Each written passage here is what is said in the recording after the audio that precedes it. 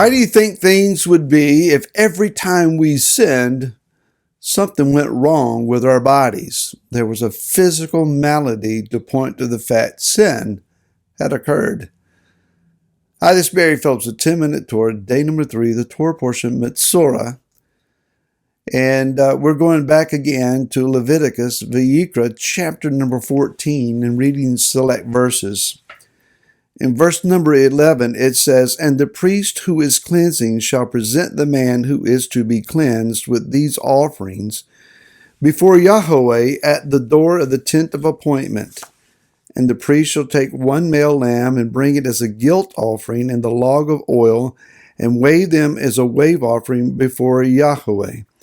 And he shall slay the lamb in the place where he slays the sin offering and the ascending offering, and a set-apart place for the guilt offering, like the sin offering before belongs to the priest, it is most set apart."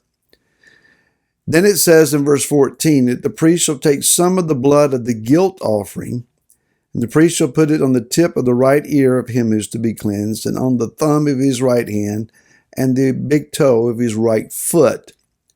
The priest shall take some of the log of oil and pour it into the palm of his left hand, and he shall dip his right finger in the oil that is in his left hand, and shall sprinkle some of the oil with his finger 7 times before Yahweh.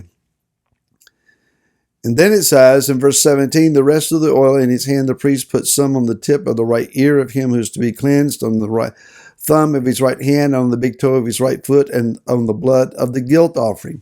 And it continues from there in this ritual process in which the man who has been a Metzora, an afflicted one,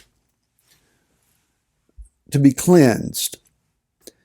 The whole purpose of this spiritual disease evident in the physical body, called sarat, often translated as leprosy, is to get the individual's rigid, rapt attention. Let's be honest. If Yah does not shake us at times, if he is not blunt and forceful with us at times, we don't pay attention. We are consumed in our own way. We are legitimizing of our own actions and deeds and words, self-justifying, excusing.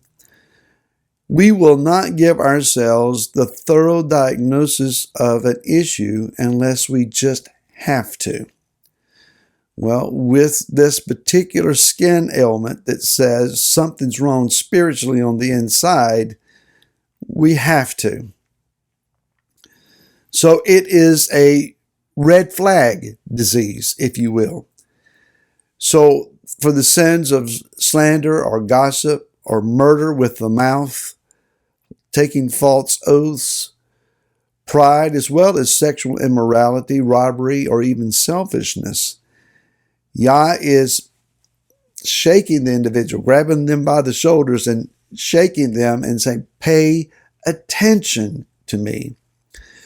Now, sometimes a child that a parent has to get down to their level and look them eyeball to eyeball and speak in very firm and rebuking, reproving tones, may at first be offended. But the reality is that the parent loves the child enough to call them to account for the issues of which they are in error. They're walking contrary to command, contrary to understanding of what is right. Yah loves us enough to get our attention. Now, we may be offended by that, but lay aside the offense and pay attention to the reproof. That's not easy to hear. It's not fun to say. But to the entire body of Messiah, we need to hear those words. Yah is trying to get our attention. Let's understand this. The world is not fallen into disarray. The ground, the earth is not shaking literally or metaphorically only because of the plans of men, but Yah's allowing it to help us to understand people of mine, get ready, be prepared, but also understand this is at some level your fault, your prayerlessness or your devotion to yourself instead of me. You've opened up the door for these things to begin to happen. We'll leave that there and continue on at a different route. And so let's understand then that the person who is afflicted is then exiled outside the camp. He's not allowed, or she's not allowed, to stay in the camp. They have been deemed unclean, and until that situation is rectified and healed, they are not allowed re-entry into the camp. And then only as prescribed by what we're reading now in this particular Torah portion. One cannot simply say, I'm sorry for all the wrong that I've done. And as is often said, if I've ever done or said anything to harm any of you, I'm sorry. And everybody nods their head, oh, everything's fine. And they're, allowed to continue in the camp, but never change their ways. Let's also be honest that if we do not face significant issue or consequences, we don't change. So we're exiled. Adam and Hava, Adam and Eve, were exiled out of the garden because of their actions and their choices. And they did not find re-entry. Those who murmured, grumbled, and complained in the wilderness died in the wilderness. They died in a state of exile. They were neither in Metzora, which was exile, but neither were they in the land of Israel, which was their promised inheritance. They died in exile. During the first temple period, because of idolatry and sexual immorality, and because of murder, the house of Yehuda, the Jews, were taken into Babylon and lived for 70 years in exile. During the second temple period, the sages say that that temple was destroyed because of sanat chem, that is baseless hatred.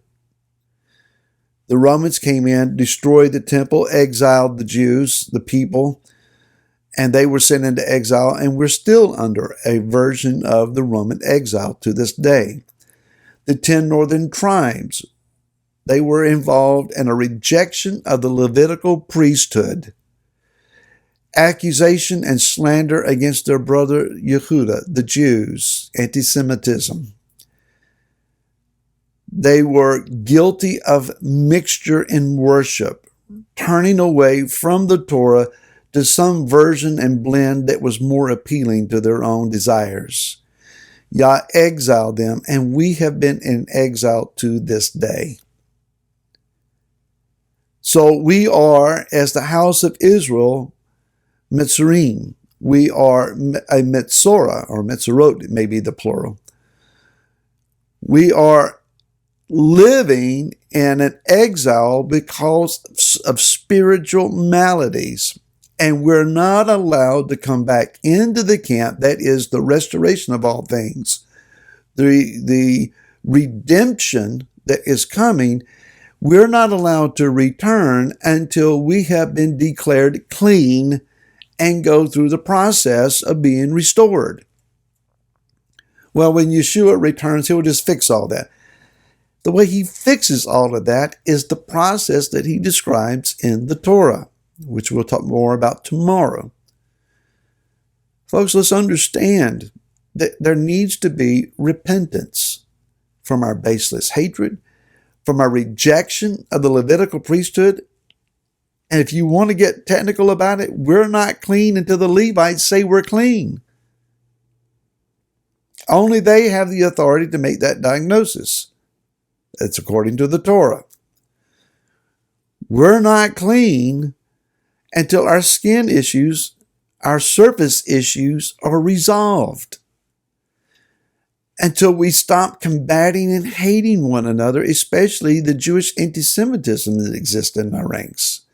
These things must be repented of, turned from, and be cleansed from us. To say nothing about the mixture, the rejection of the Torah. So much more to talk about, which we will do tomorrow. Think on these things, and we'll see you again then. Until then, shalom.